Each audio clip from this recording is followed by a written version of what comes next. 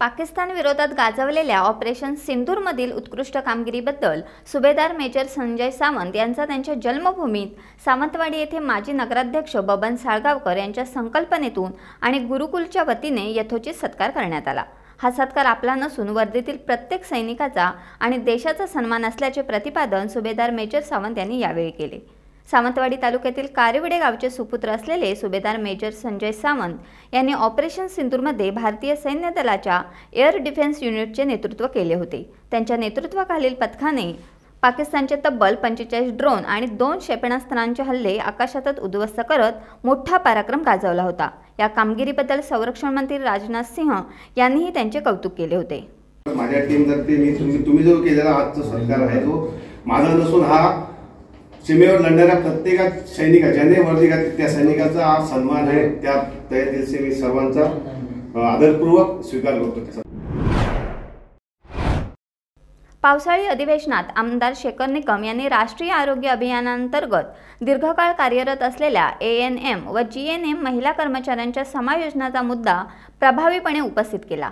निकम यांनी निदर्शनास आणून दिले की कोविड काळात जीव धोक्यात घालून तळागाळात आरोग्य सेवा पोहोचवणाऱ्या महिला कर्मचाऱ्यांना अद्याप समायोजनाचे आदेश मिळालेले नाहीत। ही बाब अन्यायकारक असून शासनाने 14 मार्च 2024 रोजीच्या निर्णयानुसार या कर्मचाऱ्यांना देखील प्राधान्याने समाविष्ट करणे आवश्यक आहे।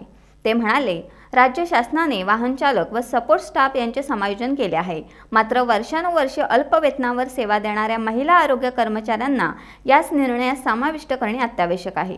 या मागणीवर मंत्री प्रकाश आंबेडकर यांनी सकारात्मक प्रतिसाद देत लवकरच निर्णय घेतला जाईल असे आश्वासन सभागृहात दिले। अध्यक्ष महोदय, राष्ट्रीय आरोग्य अभियान अंतर्गत कर्मचाऱ्यांचे समायोजन करण्यासंबंधात उच्च न्यायालयाचा निर्णय झालेला आहे, परंतु आरोग्य सेवक ANM आणि आरोग्य सहाय्यक GNM या महिलांना कोविड काळात देखील त्यांनी प्रचंड काम केलंय। त्यांचं समायोजन करण्याचं काम झालेलं नाही, ते तातडीने करणार का? चला मंत्री महोदय। सन्मान्य अध्यक्ष महोदय, आमदार शेखर निकम साहेबांनी जो काय प्रश्न विचारला, NHM मधल्या कंत्राटी कर्मचाऱ्यांना परमनंट करण्याबद्दल मागच्या सरकारमध्ये सन्मान्य एकनाथजी शिंदे साहेब मुख्यमंत्री असताना एक निर्णय घेतला होता। त्याची प्रत्यक्ष अंमलबजावणी करण्यामध्ये निवडणूक आणि निवडणुकीनंतरचा जो थोडा कालावधी गेला, या सरकारमध्ये या सगळ्या लोकांना सेवेत सामावून घेण्यासाठी RR मध्ये दुरुस्ती करणं, ग्रामविकास विभाग, DMER म्हणजे वैद्यकीय शिक्षण, आमचा नगरविकास विभाग आणि आमची आरोग्य विभागाची यंत्रणा यांच्या सामुदायिक पद्धतीनं याच्याबद्दल ठोस निर्णय घेऊन पुढच्या महिना 2 महिन्यांमध्ये त्याच्याबद्दलचे अतिशय चांगल्या पद्धतीत चित्र आपल्याला दिसेल। चौक बाजारपेठ व सभोवतालच्या 18 ते 20 वाड्या वस्त्या व आजूबाजूच्या 9 ते 10 गावांसाठी खालापूर तालुक्यातील एकमेव असलेले ग्रामीण रुग्णालय चौक हे परिसरातील रुग्णांसाठी जीवनरेषा किंवा संजीवनीच आहे असे म्हणावे लागेल। ग्रामीण रुग्णालय चौक येथील वैद्यकीय अधीक्षक डॉक्टर सविता काळेल यांनी पदभार स्वीकारल्यापासून चौक ग्रामीण रुग्णालयाचा कायापलट झाल्याचे दिसून येते। मोहोपाडा रसायनीसह तालुक्यातील मागील अनेक रुग्णांना विविध प्रकारच्या सेवांचा लाभ मिळाला आहे। रुग्णालयात डॉक्टर्स, नर्स, दंत चिकित्सक आणि इतर कर्मचारी यांच्या उपलब्धतेमुळे रुग्णसंख्येत प्रचंड वाढ दिसून आले। डॉक्टर सविता कालेल वैद्यकीय अधीक्षक मॅडम झाल्यापासून इथे खूप आमूलाग्र बदल झालेला आहे। अगोदर ज्या सोयी सुविधा इथे उपलब्ध नव्हत्या, विविध उपकरण तपासणीसाठीचे जे उपलब्ध नव्हते ते त्यांनी प्रायव्हेट CSR फंडामधून पाठपुरावा करून उपलब्ध करून दिलेले आहेत। त्याच्यामुळे ग्रामीण भागातील रुग्ण ज्यांना आरोग्य सेवेची खूप आवश्यकता होती, तर ते इथेच उपलब्ध झाल्यामुळे रुग्णांची खूप इथे व्यवस्था झालेली आहे। गुहागर तालुक्यात सरपंच पदाचे आरक्षण लक्षवेधी ठरले आहे। 66 ग्रामपंचायतींचे आरक्षण सोडत काढण्यात आले। 23 ग्रामपंचायतींमध्ये सर्वसाधारण स्त्री तसेच 23 ग्रामपंचायतींमध्ये सर्वसाधारण 9 नागरिकांचा मागास प्रवर्ग आणि 9 नागरिकांचा मागास प्रवर्ग स्त्री, 1 अनुसूचित जाती, 1 अनुसूचित जाती स्त्री असे आरक्षण पडले।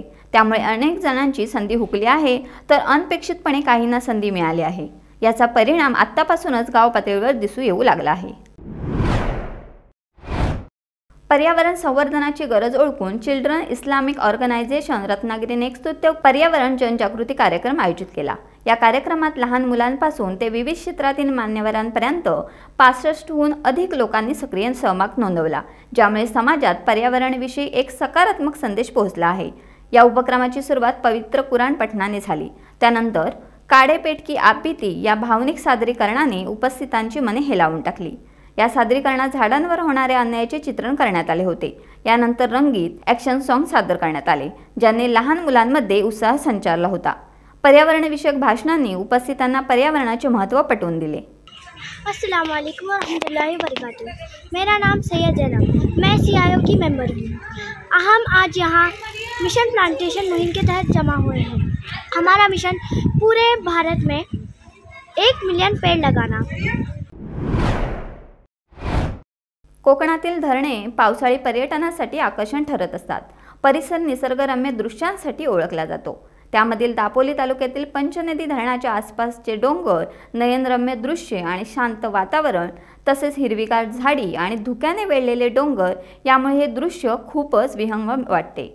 हे धरण पर्यटकांसाठी खूपच आकर्षित करते। टाइम्स डिजिटलला लाईक करा, शेअर करा, सबस्क्राईब करा आणि बेल आयकॉन दाबायला विसरू नका।